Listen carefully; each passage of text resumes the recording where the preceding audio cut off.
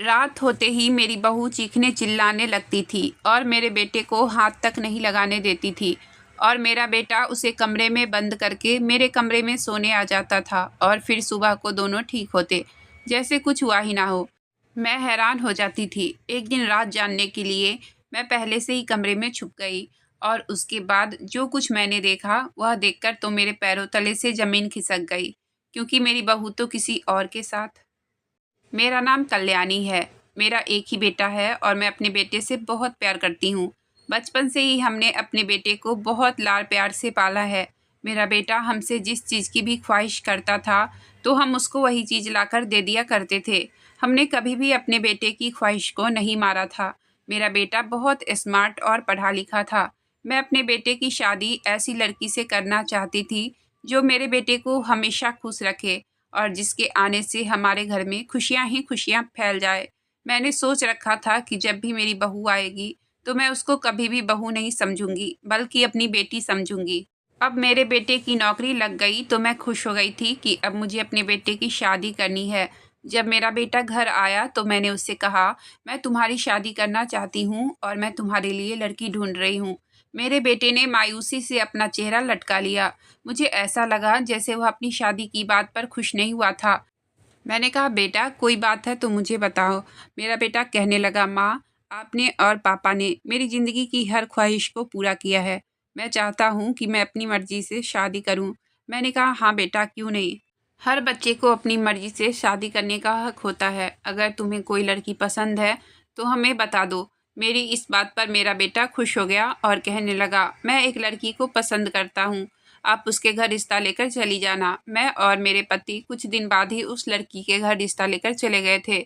मेरी होने वाली बहू गरीब परिवार से थी। उन लोगों के घर के हालात देखकर हमने सोच लिया था कि हमें सिर्फ उनकी बेटी चाहिए। मेरे बेटे की पसंद बहुत अच्छी थी। मेरे बेटे को वह लड़की पसंद थी, इसलिए मुझे और मेरे पति को कोई ऐतराज़ नहीं था, क्योंकि लड़की खूबसूरत और पढ़ी लिखी थी। इसलिए हमने बिना किसी ऐतराज़ के ही उन दोनों की शादी तय कर दी थी। हम अपने बेटे की शादी खूब धूमधाम से करना चाहते थे, क्योंकि वह मेरा इकलौता बेटा था और मैं अपने बेटे की शादी में अपनी सारी ख्वाहिश पूरी करना चाहती थी। बल्कि मैं तो रिश्ता लगने के बाद ही उसकी शादी की तैयारी शुरू कर दी थी। देखते ही देखते मेरे बेटे की शादी का दिन भी आ गया। मैं अपने बेटे की शादी पर बहुत ज़्यादा खुश थी और आखिरकार आज उसकी बारात का दिन भी आ गया था और मेरे बेटे की शादी खूब धूमधाम से हुई। हमारे घर में मेहमान रुके हुए थे। जब बहू घर आई तो सारे मेहमानों ने उसका बहुत अच्छे से स्वागत किया। मेरा बेटा अपनी पत्नी के साथ बहुत अच्छा लग रहा था और इस शादी से बहुत खुश था। शादी वाले दिन ही हमारे घर में एक अजीब सा हादसा हो गया था। मेरी बहू ने रस्में करने से इनकार कर दिया था और सीधा अपने कमरे में जाकर बैठ गई थी। मैं और मेरा बेटा एक दूसरे का मुंह देखते रह गए थे। मेरे पति का मूड भी चेंज हो गया था, लेकिन मैंने सारे मेहमानों को और अपने पति को समझाया कि आजकल की लड़कियां इन रस्मों को नहीं मानती है और वैसे भी वह थक गई है, उसे आराम की ज़रूरत है। रस्में तो बाद में भी हो जाएगी। हम लोग मेहमानों के सामने बहुत शर्मिंदा हुए थे। मेरा बेटा भी यही कहता हुआ अपने कमरे में चला गया था। मुझे अपने बेटे के कमरे में दूध लेकर जाना था, लेकिन मैं बहुत ज़्यादा थक गई थी, इसलिए मैंने दूध का ग्लास नौकरानी को दे दिया और वह उनके कमरे में दूध रखकर आ गई। मैं अपने कमरे में आकर लेट गई। बहुत रात हो चुकी थी, सारे मेहमान भी सो गए थे। मैंने भी सोने के लिए अपनी आंखें बंद की थी। अभी मुझे ठीक से नींद भी नहीं आई थी कि अचानक ही दरवाज़ा बजने लगा। मैंने दरवाज़ा खोला तो मैं हैरान रह गई कि मेरे सामने मेरा बेटा खड़ा था। वह मुझे कहने लगा, माँ मुझे आपके कमरे में सोना है, मेहमान वाले कमरे में आप सो जाओ, मैं पापा के साथ बेड पर सो जाऊँगा। मैंने कहा, बेटा क्या हुआ है, तुम्हारा दिमाग तो ठीक है। अपनी शादी की पहली रात तुम अपनी नई नवेली पत्नी को अकेला कमरे में छोड़कर आ गए हो और तुम्हें यहाँ पर क्यों सोना है। मगर मेरे बेटे ने किसी बात पर कोई जवाब नहीं दिया और मेरी जगह पर अपने पिता के पास जाकर लेट गया। मेरे पति पहले ही सो चुके थे। मेरा बेटा मुझसे कहने लगा, माँ मुझे नींद आ रही है, प्लीज़ आप मेहमान वाले कमरे में जाकर सो जाओ। मैं खामोश होकर अपने घर के दूसरे कमरे में आकर लेट गई, जहाँ पर मेहमान लेटे हुए थे। मैंने सोचा कि हो सकता है पति पत्नी के बीच कोई लड़ाई हो गई है। मैं सुबह उठते ही सबसे पहले सूरज के पापा को यह सब कुछ बताऊंगी कि आखिर सूरज अपनी नई नवेली पत्नी को छोड़कर हमारे कमरे में सोने के लिए क्यों आ गया था। सुबह जैसे ही उठकर मैं अपने कमरे में आई तो मैंने देखा कि सूरज के पापा अभी भी सो रहे हैं, लेकिन सूरज बेड पर मौजूद नहीं था। मैंने अपने मन में सोचा कि सूरज इतनी सुबह ही अपनी पत्नी के पास चला गया। फिर जब मेरे पति भी सोकर उठ गए तो मैंने उनको इस बारे में बताया, तो वह कहने लगे, तुम फिक्र मत करो, जब मेहमान अपने घर चले जाएंगे तो मैं उससे इस बारे में बात करूंगा। वह भी बहुत परेशान हो गए थे, कहने लगे शायद दोनों के बीच झगड़ा हो गया होगा, लेकिन उसके बाद ऐसी नौबत ही नहीं आई थी। बहू और सूरज का बिहेवियर बहुत अच्छा लग रहा था। उन दोनों को देखकर लग ही नहीं रहा था कि उनके बीच रात को कुछ हुआ होगा। ना ही वह दोनों एक दूसरे से नाराज लग रहे थे और ना ही उनको देखकर ऐसा लग रहा था कि रात को उन दोनों के बीच झगड़ा हुआ था। हम दोनों पति पत्नी उनको देखकर खुश हो गए थे कि हम दोनों को जो अपने बेटे और बहू की तरफ से फिक्र थी, अब वह खत्म हो गई थी। हम दोनों अपने कामों में बिजी हो गए थे और शाम तक हमारे घर के मेहमान भी अपने घर को वापस लौट गए थे। लेकिन जैसे ही रात हुई, मेरा बेटा अपनी पत्नी के पास कमरे में गया। हम भी अपने कमरे में आकर लेट गए थे। जैसे ही मेरे पति को गहरी नींद आई, थोड़ी देर बाद मेरे बेटे ने फिर से हमारा दरवाज़ा खटखटाया और कहने लगा, माँ, आप दूसरे कमरे में जाकर सो जाओ, मैं पापा के साथ सोना चाहता हूँ। आज फिर वह मेरे कमरे में आ गया। मुझे कुछ ठीक नहीं लग रहा था। मैं खामोशी से अपने कमरे से निकलकर बराबर वाले कमरे की तरफ जाने लगी तो आगे से गुजरते हुए मुझे एक अजीब सी आवाज़ आई। मैं घबरा गई। वह आवाज़ किसी और की नहीं बल्कि मेरी बहू की थी। वह अपने कमरे में चीख रही थी और रो रही थी। मैं परेशान हो गई। शायद आज भी मेरे बेटे और बहू के बीच में झगड़ा हो गया है और मेरा बेटा नाराज़ होकर हमारे कमरे में आकर सो गया। लेकिन बहू इतनी ज़ोर ज़ोर से चीख कर क्यों रो रही थी। अगले दिन सुबह होते ही मैं फिर से सूरज के पापा को यह बात बताई। वह भी परेशान हो गए थे और फिर कहने लगे, अब तो सूरज अपनी पत्नी के साथ कमरे में बिजी है, मैं शाम को उससे बात करूंगा। लेकिन शाम को जब हम सब लोग एक साथ बैठे तो बहू और सूरज का मूड बिल्कुल ठीक लग रहा था। मेरे पति ने जैसे ही सूरज से बात करनी शुरू की तो वह खामोश हो गया था, क्योंकि कल की तरह आज भी उन दोनों को देखकर नहीं लग रहा था कि उन दोनों आपस में रात को झगड़ा करते हैं, बल्कि वह दोनों तो एक दूसरे से बहुत ज़्यादा प्यार से बात कर रहे थे, जैसे कि शादीशुदा पति पत्नी आपस में एक दूसरे से बात करते हैं। मेरा बेटा अपनी पत्नी की तारीफ कर रहा था और मेरी बहू उसकी हर बात पर मुस्कुरा रही थी। यह सब क्या था, मुझे तो कुछ भी समझ नहीं आ रहा था। जब मेरे बहू और बेटा वहाँ से चले गए तो मेरे पति मुझे डांटने लगे कि इन दोनों बच्चों को देखकर तो ऐसा लगता ही नहीं है कि यह दोनों आपस में झगड़ा करते होंगे।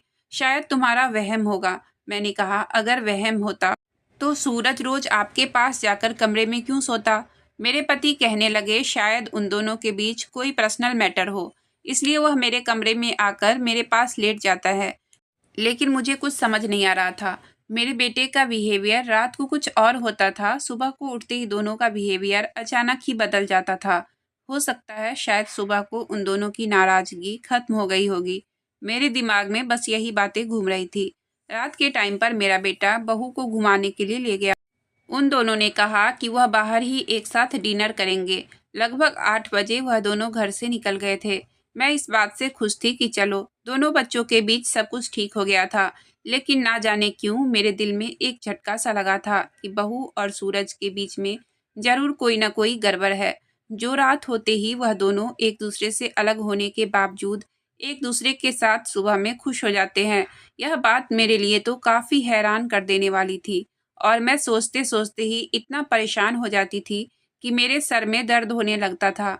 मैं अपनी बहू और उसके परिवार वालों को भी ठीक से नहीं जानती थी, क्योंकि उन दोनों की पसंद की शादी थी। लेकिन मुझे पूरा भरोसा था कि मेरे बेटे ने किसी अच्छी लड़की से शादी की थी। पर जब से शादी हुई थी, ना जाने वह लोग रात को क्या गड़बड़ करते रहते हैं और मैं यही सोच रही थी कि इस शादी का क्या अंजाम होगा। रात के 10 बजे वह दोनों घर वापस आ गए थे और जब घर वापस आए तो बहुत खुश नज़र आ रहे थे। मेरे बेटे ने बहू के साथ फ़ोटो भी ली थी। वह फ़ोटो मुझे भी दिखाई थी। वह दोनों बहुत खुश नज़र आ रहे थे और उन दोनों को देखकर लग ही नहीं रहा था कि वह आपस में झगड़ते भी होंगे। सूरज और सोना बाहर से ही रात का खाना खाकर आए थे और साथ ही साथ मेरे और अपने पापा के लिए भी खाना पैक करवा कर लाए थे, जबकि हम दोनों पति पत्नी खाना खा चुके थे।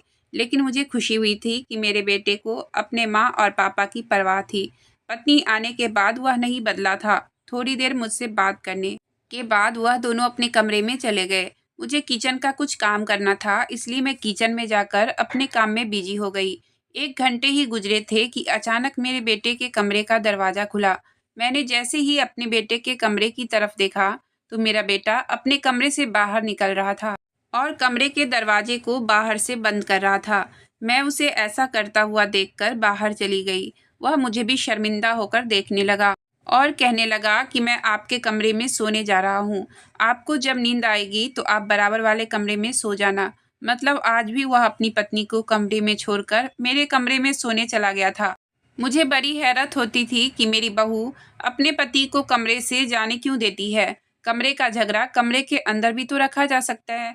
आखिर यह दोनों ऐसा क्या कर रहे थे? जब वह दोनों कमरे के अंदर गए थे तो उनका मूड बहुत अच्छा था और फिर उनके कमरे से लड़ने की आवाज़ नहीं आई थी कि मैं यह समझती कि उनका आपस में कोई झगड़ा हो रहा है। वह दोनों तो बड़े खामोशी और प्यार के साथ अपने कमरे में चले गए थे। आखिर यह सब क्या चल रहा था और इसमें क्या राज था? मैंने आज अपने कमरे में जाना ठीक नहीं समझा था। मैं हॉल में ही सोफे पर लेटकर सोने लग गई थी, लेकिन अचानक मुझे बहू के चीखने की आवाज़ें आने लगी और वह ज़ोर-ज़ोर से रो रही थी। मैंने सोचा शायद अपने पति को कमरे से निकालने के बाद बहू को पछतावा हो रहा होगा, इसी वजह से वह इतनी बुरी तरह से रो रही है। फिर मैंने सुबह उठते ही देखा कि मेरा बेटा अपने कमरे में वापस जा रहा था और कुछ देर बाद वह दोनों खुशी-खुशी नाश्ता के लिए अपने कमरे से बाहर निकले। उन दोनों को देखकर लग ही नहीं रहा था कि यह एक दूसरे से नाराज़ हैं। वह तो एक दूसरे से हँसी मज़ाक कर रहे थे। नाश्ता करने के बाद मेरे बेटे ने कहा, माँ, मैं सोना को उसके मायके लेकर जाना चाहता हूँ। वह शाम तक वापस आ जाएगी। मैं उसको छोड़ने जा रहा हूँ। मैंने उन दोनों को परमिशन दे दी और वह दोनों चले गए। मेरा बेटा तो बहू को छोड़कर थोड़ी देर में ही वापस आ गया था।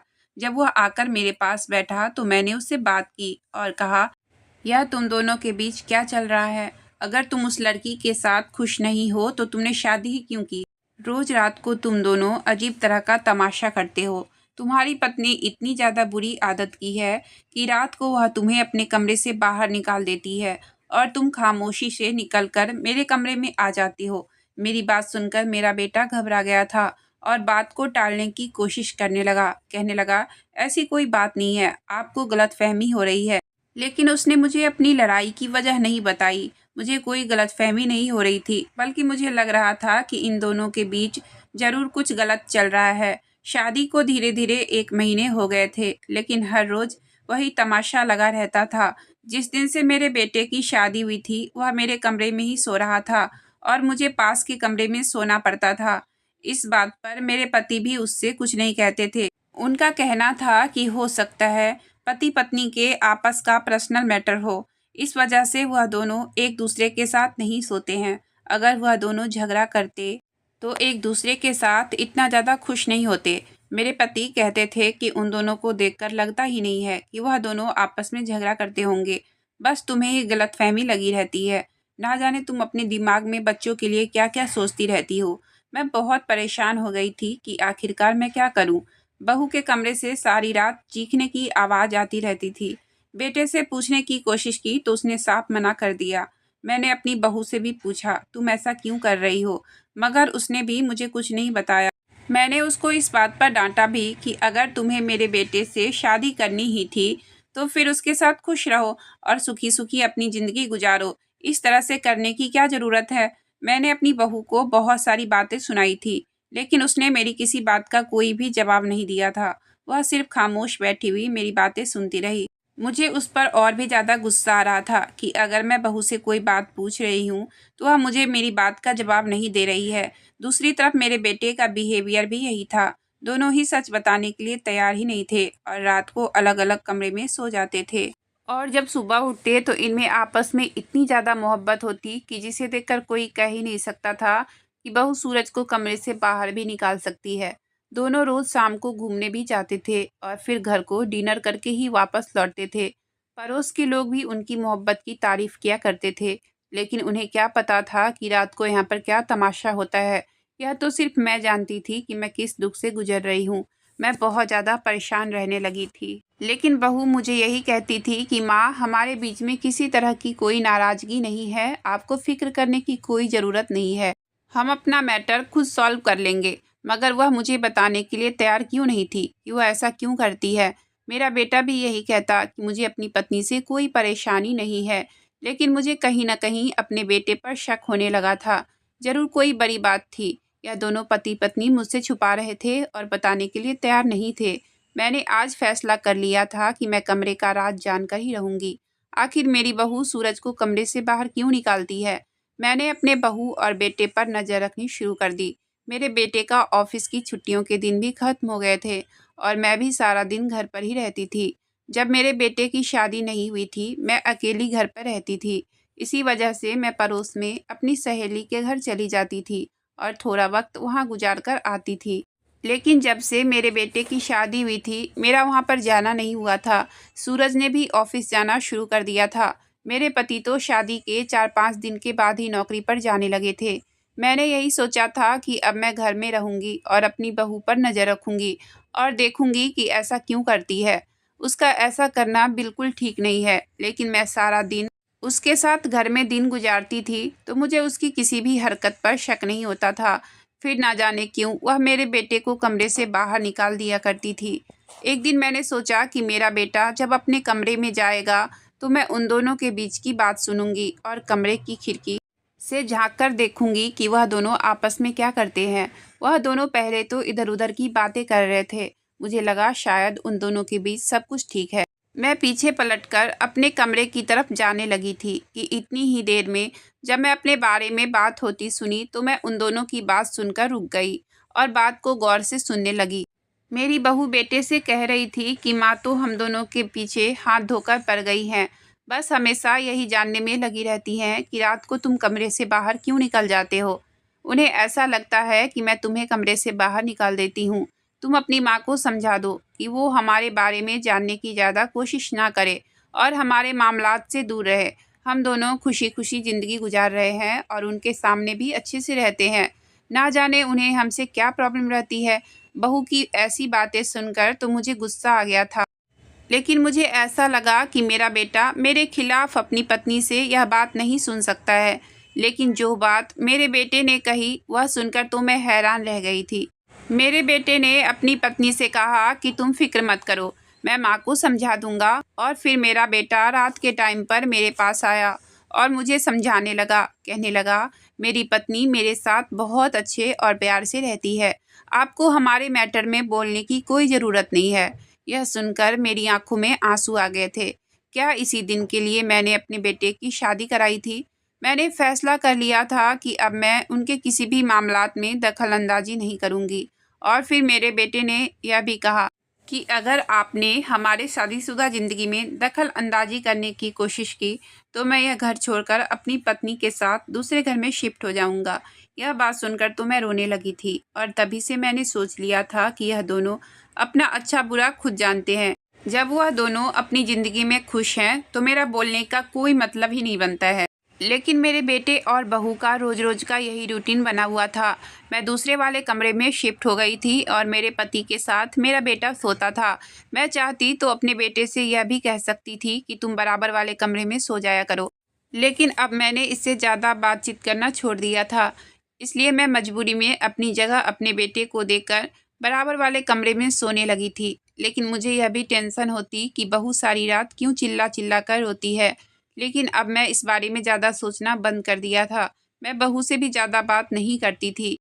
एक दिन मैं घर के किसी काम से मार्केट गई, तभी अचानक मेरी नज़र सड़क पर चलती हुई लड़की पर गई। वह लड़की कोई और नहीं बल्कि मेरी बहू सोना थी और उसके साथ एक उम्रदराज आदमी भी मौजूद था।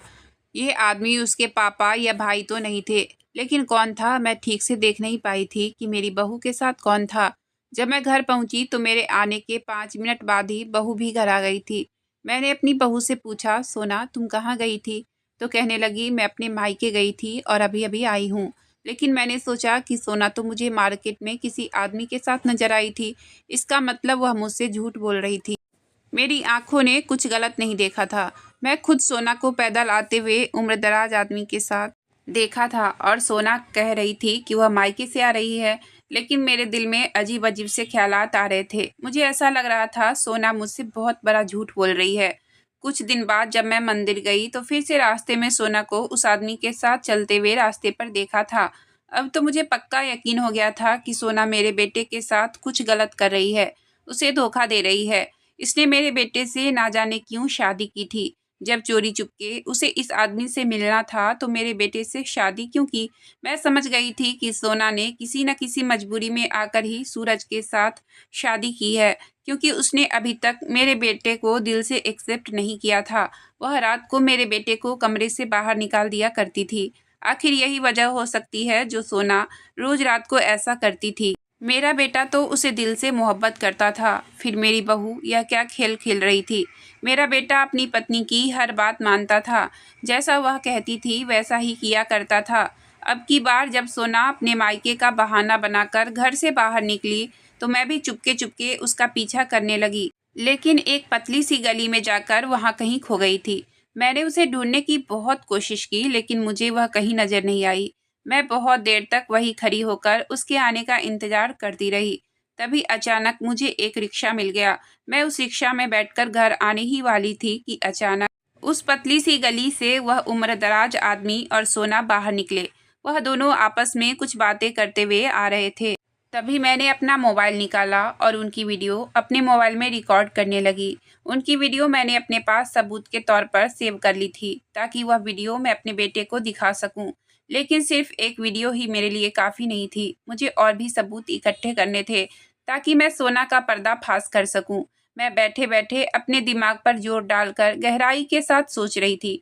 तभी मेरे दिमाग में एक आइडिया आया कि मुझे देखना होगा कि मेरी बहू कमरे के अंदर क्या करती है, इसलिए मुझे उसके कमरे के अंदर किसी तरह से जाना होगा। मैं देखना चाहती थी कि रात को मेरे बेटे और बहू के बीच में ऐसा क्या होता है, जो मेरा बेटा कमरे से बाहर निकल जाता है और मेरी बहू चीख-चीख कर रोती है। आज मेरे बेटे की छुट्टी थी और वह अपनी पत्नी को लेकर बाहर घूमने के लिए गया हुआ था। उन दोनों के आने से पहले ही मैं उनके कमरे में जाकर छुप गई, ताकि जान सकूं कि कमरे में आने के बाद वह दोनों क्या करते हैं।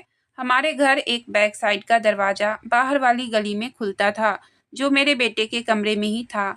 मुझे यकीन हो गया था कि ज़रूर मेरी बहू उस आदमी से फ़ोन पर बातें करती है, या फिर रात के बीच में उसे मिलने के लिए बुलाती होगी, इसलिए दरवाज़ा भी खुला रहता है। मुझे अपने बेवकूफ़ बेटे पर गुस्सा आया, जो उस लड़की से पागल बन रहा था और वह लड़की उसे बेवकूफ़ बनाई जा रही थी। बल्कि उस लड़की को तो मेरे बेटे में कोई इंटरेस्ट ही नहीं था। अभी तो वह उसकी कदर भी नहीं करती थी। मैं आज अपनी बहू को रंगे हाथों पकड़ना चाहती थी, और मेरे मोबाइल में वह वीडियो भी मौजूद थी। रात के 11 बज रहे थे जब मेरा बेटा और बहू कमरे के अंदर दाखिल हुए थे। कुछ देर तक तो वह बैठकर आपस में बातें करने लगे। उनकी बातों से ऐसा नहीं लग रहा था कि उनके बीच झगड़ा होता है। लगभग 1 घंटे तक वह दोनों प्यार भरी बातें करते रहे। मैं उन दोनों की इन बातों पर कोई ध्यान नहीं दे रही थी और चोरी चुपके अलमारी के दरवाजे के पीछे खड़ी हुई थी। मैं तो बस यही चाहती थी कि सोना की सच्चाई मेरे बेटे के सामने खुलकर आ जाए। रात के 12 बज चुके थे। मेरे बेटे ने बहू से कहा, अब उनके आने का टाइम हो गया है, अब मुझे जाना होगा। मेरे बेटे ने अपनी पत्नी को गले से लगाया और उसका माथा चूमते हुए कहने लगा, मैं जा रहा हूँ, तुम अपना ख्याल रखना। वह दरवाजे से बाहर निकल गया। उसके बाहर निकलते ही मेरी बहू ने किसी को कॉल लगाई। मेरा अंदाजा बिल्कुल सही था, मेरी बहू कुछ तो गलत कर रही थी, जिससे मैं अनजान थी, और शायद मेरा बेटा भी उस सब से मिला हुआ था। मेरी बहू उस आदमी के साथ मिली हुई थी, लेकिन ना जाने बहू क्या करना चाह रही थी। वह बहुत देर तक फ़ोन पर बातें करती रही, लेकिन मुझे फ़ोन पर बात करने की आवाज़ ठीक से सुनाई नहीं दे रही थी। कुछ देर बाद ही घर के अंदर जो दरवाज़ा था, उस दरवाजे पर दस्तक हुई। मैं घबरा गई थी, क्योंकि उस दरवाजे से कोई भी अंदर नहीं आता था।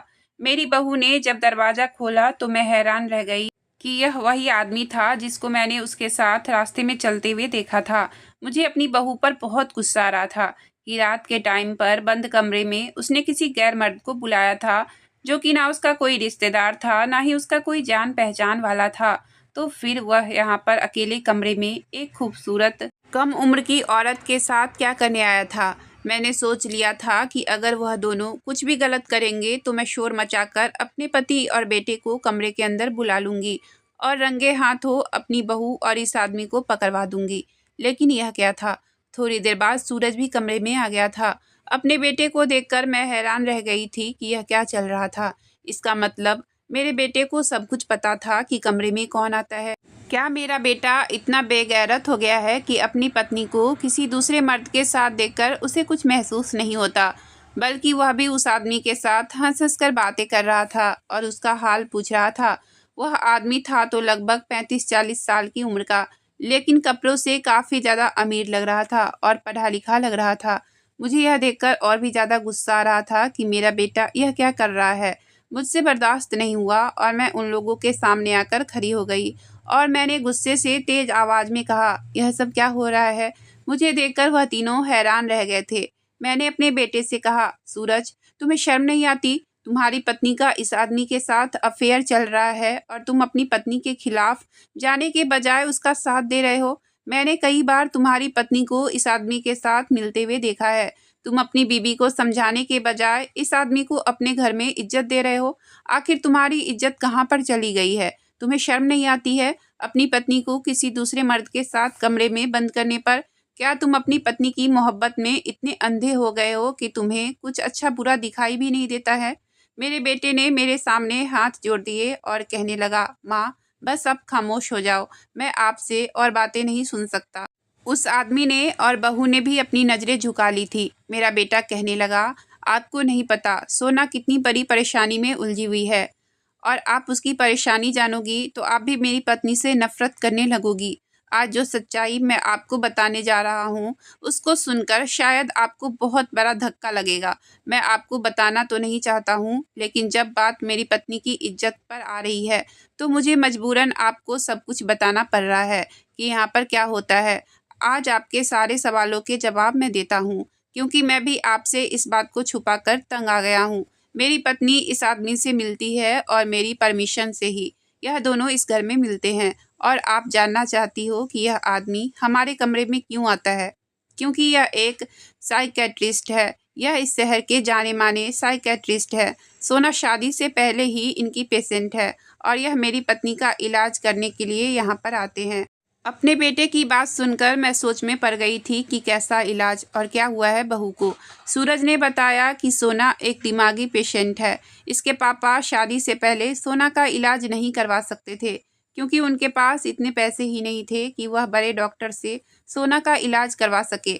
मैं सोना के पापा से वादा किया था कि मैं सोना का इलाज करवाऊंगा और शादी के बाद भी करवाऊंगा, क्योंकि इसका इलाज 6 महीने का है। सोना दिमागी मरीज है, पहले बहुत ज़्यादा थी, लेकिन अब ट्रीटमेंट होने से धीरे धीरे ठीक हो गई है। यह डॉक्टर सौरभ चौहान है। यह शहर के बहुत बड़े साइकेट्रिस्ट हैं। मैं आप लोगों को यह बात शादी से पहले इसलिए नहीं बताया, क्योंकि अगर मैं आपको यह बताता कि मेरी पत्नी दिमागी मरीज है, तो आप मेरी शादी उससे कभी भी नहीं करवाती। आपको भी ऐसा लगता कि सोना पागल है, जबकि ऐसा नहीं है। यह पागल नहीं है, बस कभी कभी उसको दौरे पड़ जाते हैं, जिसकी वजह से इसकी तबीयत खराब हो जाती है। लेकिन मैं नहीं चाहता था कि आप सोना को पागल समझे और उससे मेरी शादी ना होने दे, इसलिए मैंने आपसे यह बात छुपा कर रखी थी। यह डॉक्टर रात को फ्री होने के बाद यहाँ पर सोना का ट्रीटमेंट करने के लिए आते हैं और अपनी कुछ मशीन्स सोना के सर पर लगाते हैं, जिससे उसको तेज दर्द होता है और वह ज़ोर ज़ोर से चिल्लाती है। मैं इसको इस तरह से तकलीफ में नहीं देख सकता, इसलिए मैं कमरे से रोज़ बाहर निकलकर आपके कमरे में सोने के लिए चला जाता था। 1 घंटे का ट्रीटमेंट करने के बाद डॉक्टर इस दरवाजे से ही अपने घर को वापस लौट जाते थे और मैं आधी रात को अपनी पत्नी के पास वापस आ जाता था, ताकि उसे हौसला दे सकूं। मैं अपने बेटे की यह बात सुनकर शर्मिंदा हो गई थी। मेरी बहू बीमार है और मैं इतनी आगे चली गई थी कि उसके कैरेक्टर पर ही शक करने लगी थी। मैंने अपनी बहू को गले से लगा लिया था और उससे माफ़ी मांगने लगी, और मैंने अपने बेटे से कहा कि क्या तुम्हें अपनी माँ पर भरोसा नहीं है? अगर तुम मुझे सोना की हालत के बारे में बताते तो मैं खुद अपनी बहू का इलाज करवाती। मैं हमेशा तुम्हारी खुशी के आगे हार मानती हूँ। मैं डॉक्टर से भी माफ़ी मांगी और कहने लगी, मेरी बहू कब तक ठीक हो जाएगी? डॉक्टर ने बताया कि आपकी बहू काफ़ी हद तक बेहतर हो चुकी है, बस कुछ दिन का ट्रीटमेंट और है, उसके बाद आपकी बहू बिल्कुल ठीक हो जाएगी। ये सुनकर मुझे बहुत खुशी हुई थी। अब मैं खुद अपनी बहू का इलाज करवा रही हूँ, और जब रात को डॉक्टर उसका ट्रीटमेंट करने आते हैं तो मैं अपनी बहू के साथ बैठकर उसका हौसला बढ़ाती हूँ। अब मेरे घर में सब कुछ ठीक चल रहा है, क्योंकि मेरे बेटे बहू की हकीकत खुलकर आ गई है। मेरी बहू अब ठीक हो गई है और मेरे दोनों ही बच्चे बहुत खुश हैं।